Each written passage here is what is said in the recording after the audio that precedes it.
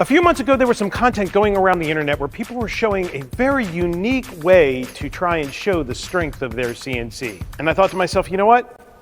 I got this brand new Shark HD 544 from NextWave, and I guess I could give it a try. Yeah, let's give it a try.